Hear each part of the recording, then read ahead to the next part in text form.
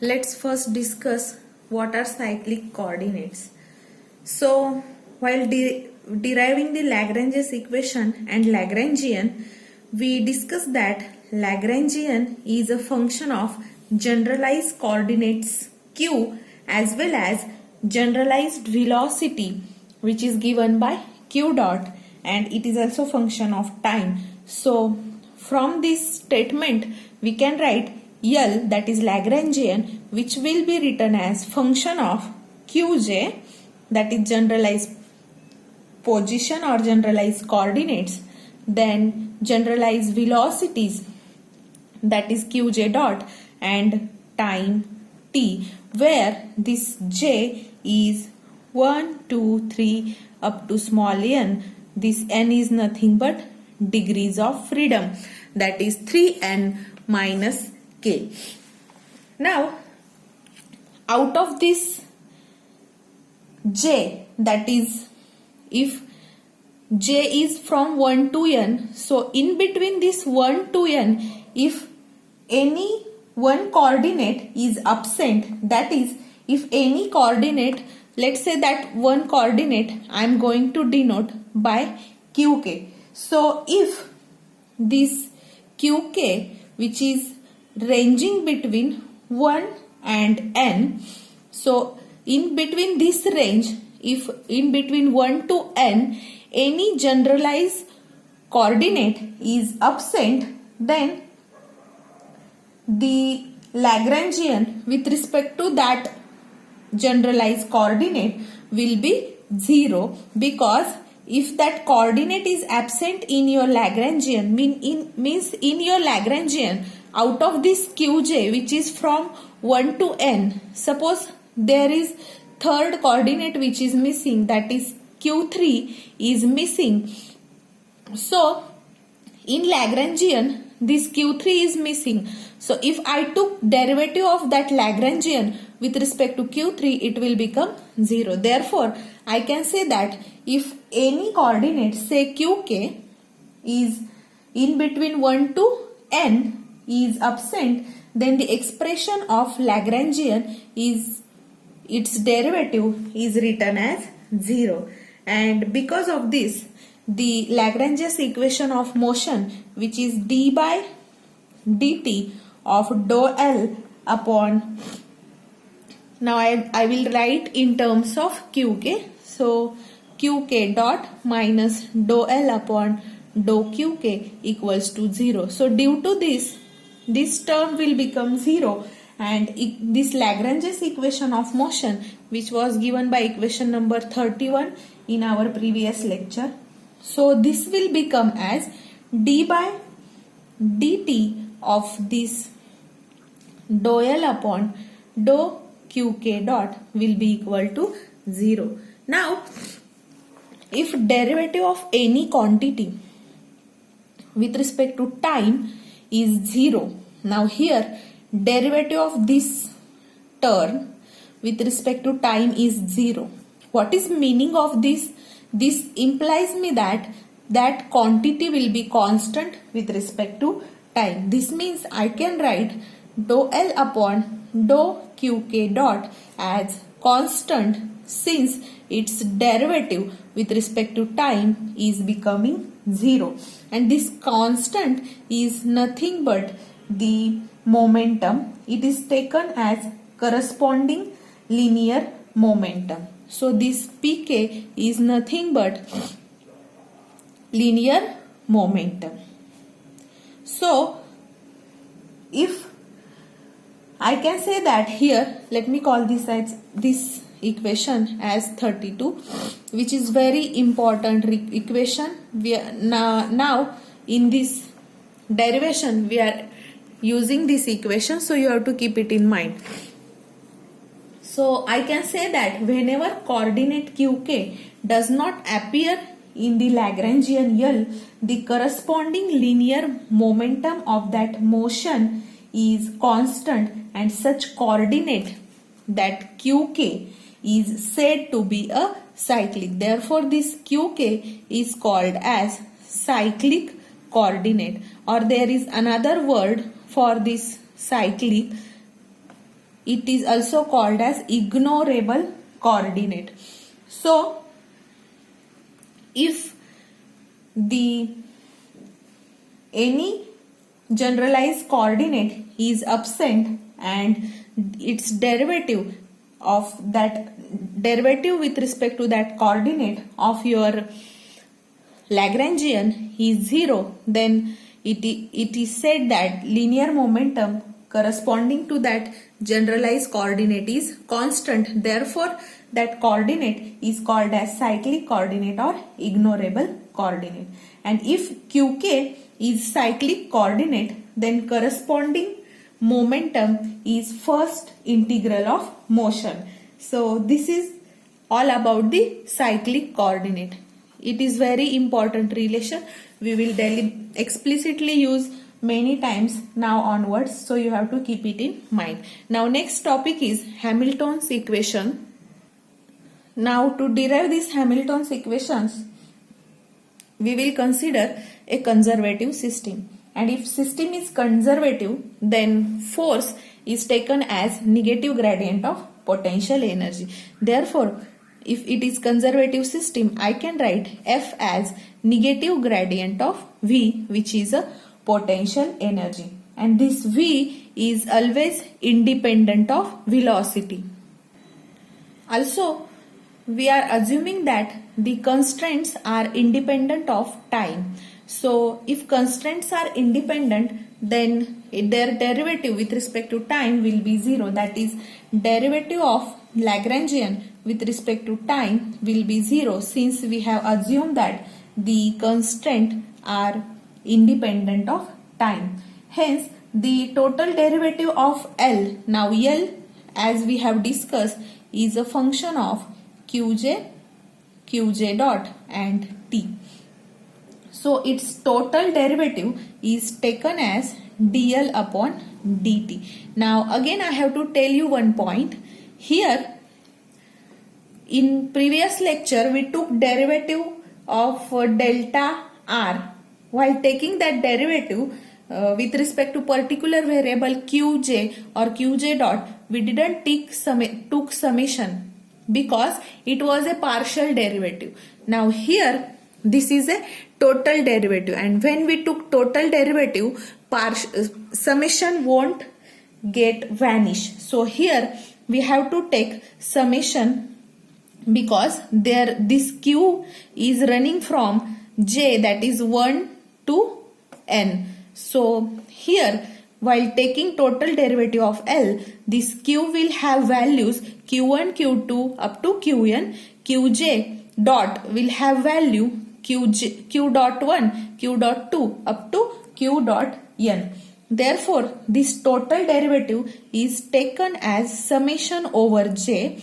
Now, it will be with respect to L, dou L with respect to qj, that is dou L upon dou qj, and again dqj upon qj upon dt, plus now another function, that is again summation over j dou L upon dou qj dot dqj dot upon dt, plus now since Lagrangian is always also function, there is no plus, there will be only two terms because it is function of q and q dot. I am here taking total time derivative, so this will be here 0 since I have taken, means here there is a term dou L upon dou T, but since we have assumed that constraints are independent of time, it is 0. So here I have ignored that term. I am not going to write it. I have written it directly. So there is one step plus this dou L upon dou T, and here we are substituting its value as 0. Let's call this as equation 34. Now this equation I can also rearrange. Instead of this, I can put here q dot. Therefore, I will get, there is only change in this equation, that instead of this term I have substituted q dot j, that is time derivative of qj. So I have written it and called as equation number 35. Now we know that Lagrange's equation of motion is d by dt of dou L upon dou Qj dot minus dou L upon dou Qj equal to 0. So from this equation I can write this term on RHS. I will get d by dt of dou L upon dou Qj, this is Qj, dou Qj dot, and this will be equal to dou L upon dou Qj. Let's say this as equation number 36. So from Lagrangian we derive this equation. Now we will use equation number 36 in equation number 35. Means here instead of the dou L upon dou Qj, we will substitute this term. So instead of this term I will write this whole term, and I will rewrite this equation on next page. So I have putted the value of this dou L upon dou Qj in equation number 35 over here, and I have rewrite that equation. Now in this equation, if you observe, we have addition of two terms, and these two terms I can write as derivative of one single term with the help of the product rule for UV. So with the help of this rule, this addition of two terms is taken as a derivative of one single term, and it is written as dl upon dt. This will be equals to summation over j. If I took d by dt of Qj dot into dou L upon dou Qj dot. If you took this derivative, you will get these two terms. Means I have written reverse step of derivative over here. If you find this derivative, you will get this step. Means instead of these two terms, I can simply write this single derivative. Let's say this as equation number 37. Now since just we discuss the cyclic coordinate, and we know that dou L upon dou, now I will take here j, dou Qj dot can be written as Pj, that is generalized momentum. Therefore, according to this definition, instead of this term, I can just put here Pj.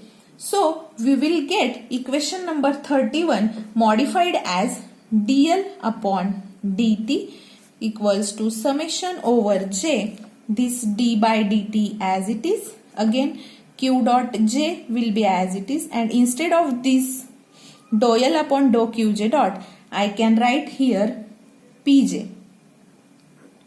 And if we took this term on LHS, you can see here also d by dt and here also d by dt. I will write this derivative commonly, and we will get L minus this term, which will be equal to 0. So we will get here d by dt of L minus summation over j of this term Qj dot Pj, and this will be equal to 0. Now since again derivative of any quantity with respect to time when it is 0, this implies me that that quantity is constant with respect to time since its derivative is 0.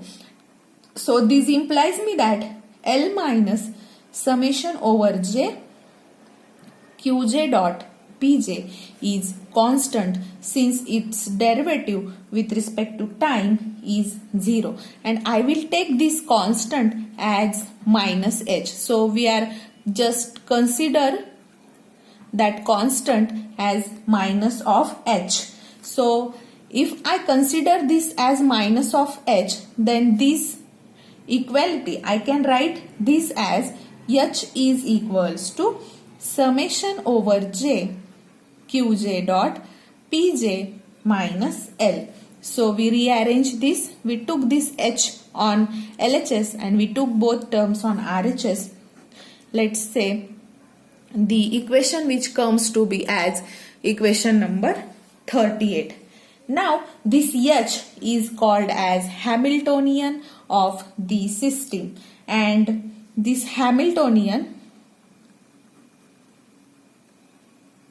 of the system, we can show that total energy of that system, means this H can be shown as total energy of system. So let's show this H as a total energy with the help of the conservative system having potential as, since in conservative system potential is only function of position, it is never function of the velocity or other quantity. So here again I will use this equation, that is Pj is equals to dou L upon dou Qj dot. So here, since we have L, that is Lagrangian, as T minus V, so if we put here L as T minus V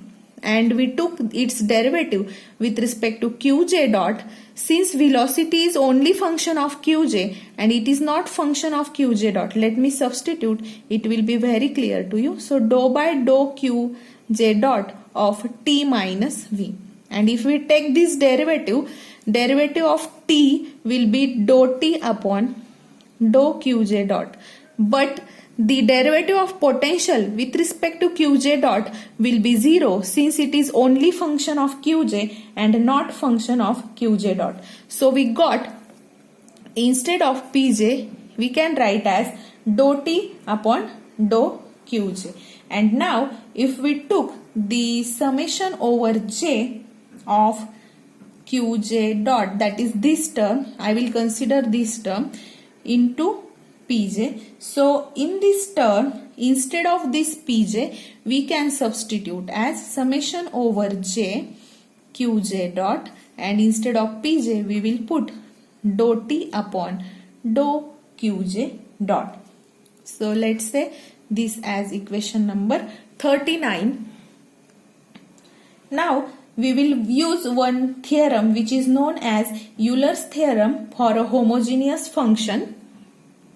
So that theorem is for homogeneous function f of xi, which having degree n is given by this equation, that is summation over I xi into dou f upon dou xi. So this term is written as n into f, that is degree into that function. Now since our kinetic energy depends only on square of generalized velocity, you know that T is taken as half m q dot square, because this is generalized velocity, in general velocity given by q dot.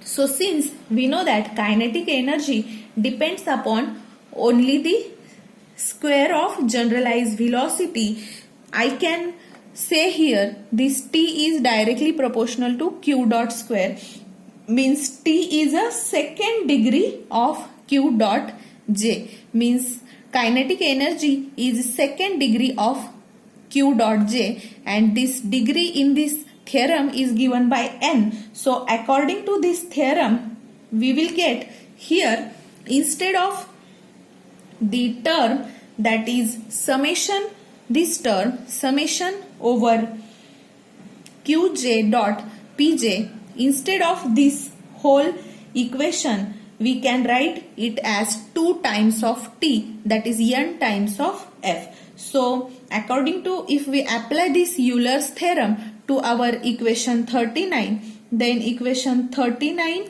will become as summation over j of qj dot into pj. This will be equal to 2 times of t, since kinetic energy only depends on square of generalized velocity, that is t is the second degree of qj dot. So I can write it as here this implies me n is 2 and our function is t. So I can write instead of this term it as 2t. So and here in between there is this term, so I will also write this whole equals to 2t. Let me write it on next page.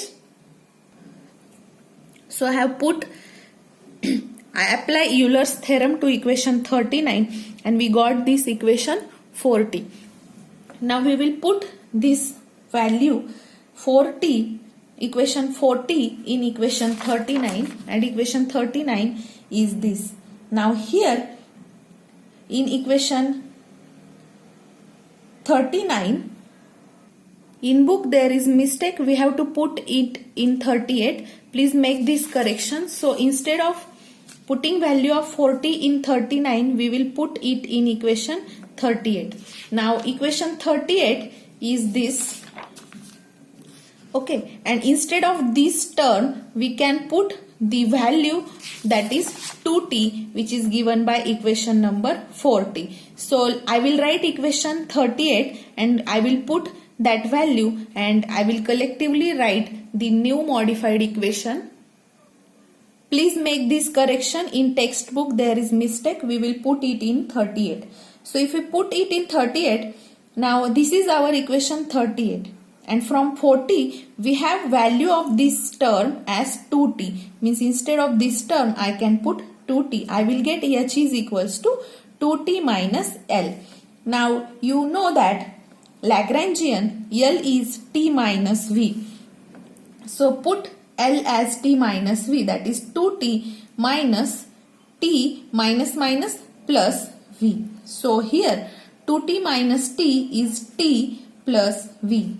And this is nothing but Hamiltonians. So as we discussed that, we can prove that Hamiltonian is the total energy. See here, H is equal to T plus V. T is kinetic energy and P is potential energy. And as we know, addition of this both gives me total energy. This means Hamiltonian is nothing but the total energy. So I can say that function H gives us total energy of system. So here H can be expressed as a function of Qn, Pn and time by eliminating Q dot N with the help of equation P, which is dou L upon dou Qj dot. So I can write Hamiltonian H, which will be now function of Q1, Q2, Q3 up to Qn. Now instead of Q dot 1, Q dot 2 up to Q dot N, I can write here P1, P2, P3 up to Pn, since we take the help of the equation which is Pj is equals to dou L upon dou Qj dot, and we eliminate. So instead of that, it will come as a function of generalized momentum as well as time. So in short, Hamiltonian is a function of generalized coordinate or generalized position, generalized momentum and time. So if let me call this as equation number 41. Now from this equation number 41, if I differentiate this h totally, so total derivative of h is written as summation over j ranging from 1 to n. Now it is first function of qj, so dou h upon dou qj into here dqj plus again summation over j 1 to n dou h upon dou, now here pj into dpj and also dou h upon dou t into dt. Now again summation will come here since it is total derivative. If it is partial, summation won't come. So let's call this as equation number 42. Now we have equation 38 as this. This is our equation 38. So if I differentiate equation 38, so differentiate equation 38. So if we differentiate this equation, what we will get? dH is equals to, now here to differentiate equation 38, here we have to use product rule. So by using product rule, first we will keep this q dot j constant, take derivative of pj, that is summation over j 1 to n. First keep qj dot constant and derivative of pj will be dpj. Now secondly we will keep pj constant, take derivative of qj. So we will get summation over j ranging from 1 to n and keeping pj constant, derivative of qj dot and last derivative of L. Let's say this as equation number again 42. So here now since I know I will take those both equations same because LHS is same. So here we know that Lagrangian L is a function of qj dot and t. Now if we differentiate L, we will get dl as, we will do this quickly. Now you should be expert in this. So summation ranging from j1 to n. Here dou L upon first dou qj into dqj plus dou L, summation is there ranging from 1 to n, dou L upon dou here qj dot dqj dot plus dou L upon dou t into dt. Let's say this as equation number 43. And also we have pj as dou L upon dou qj dot. So here instead of this term we can put it as pj and equation 43 will become, equation 43 becomes dl is equals to summation over j 1 to n, first term as it is, and in second term instead of this we will put pj, that is plus summation over j pj into dqj dot plus dou L upon dou t into dt. Equation 44. Now we will use equation 44 in equation 42. That is, this dl is substituted over here in this equation. So here we will get dh as, first we will write these two terms as it is, that is, and minus of dl, that is negative sign of this, means each term will become negative. So let me write it quickly.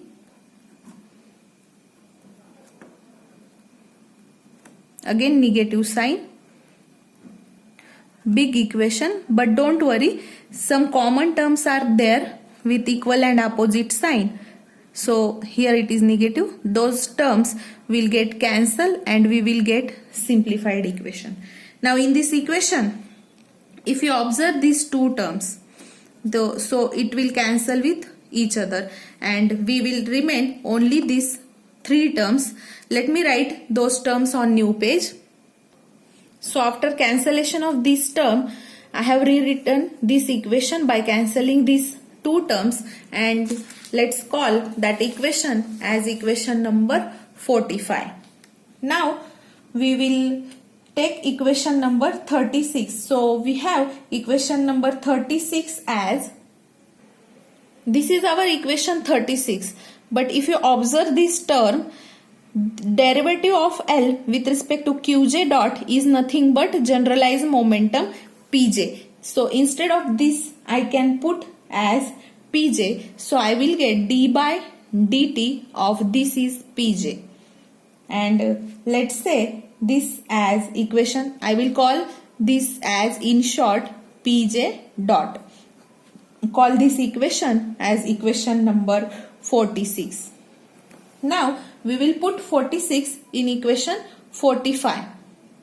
So instead of d by dt of pj, or instead of this dou L upon dou qj, that is this term, we will put just pj. We will get here dh is equals to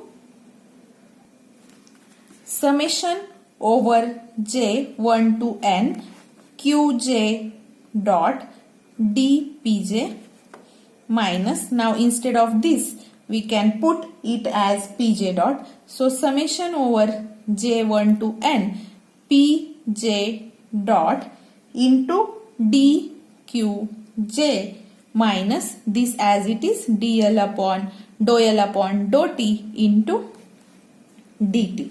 Let's say this as equation 47. Now we will compare equation 42 and 47.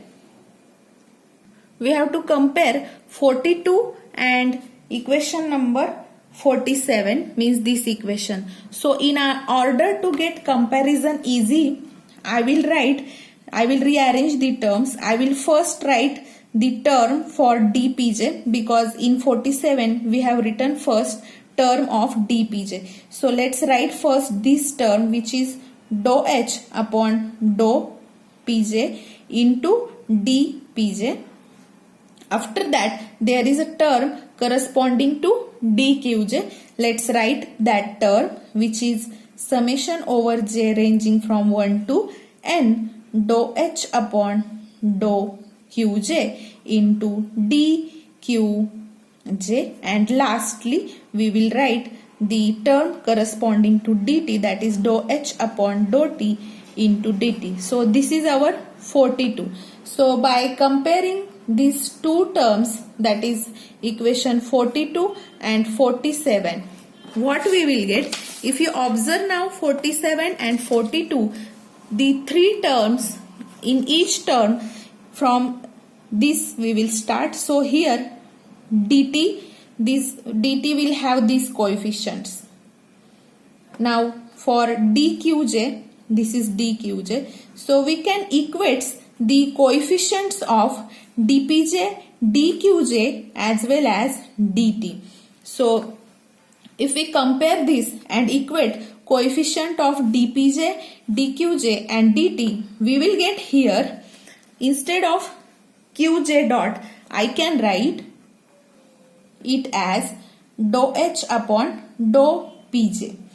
Then instead of this pj dot, now here minus and here plus, so instead of pj dot I can write this as minus of dou h upon dou qj, and here again negative sign. So if we compare coefficient of dt, instead of dou h upon dou t we can write it as minus dou l upon dou t. So we got these three equations. Let me call this as 48a, this as 48b, and this as 48c. So by comparison we got this all three equations, and these all three equations collectively known as, correction is there, this I will call as 49, and this both 48a and 48b, these are collectively known as the Hamilton's canonical equation of motion. And there are few notes regarding this. So first note is that we should note that in Lagrangian formulation, in case of Lagrangian formulation, we have set of n second order differential equations of motion, while in case of Hamiltonian formulation,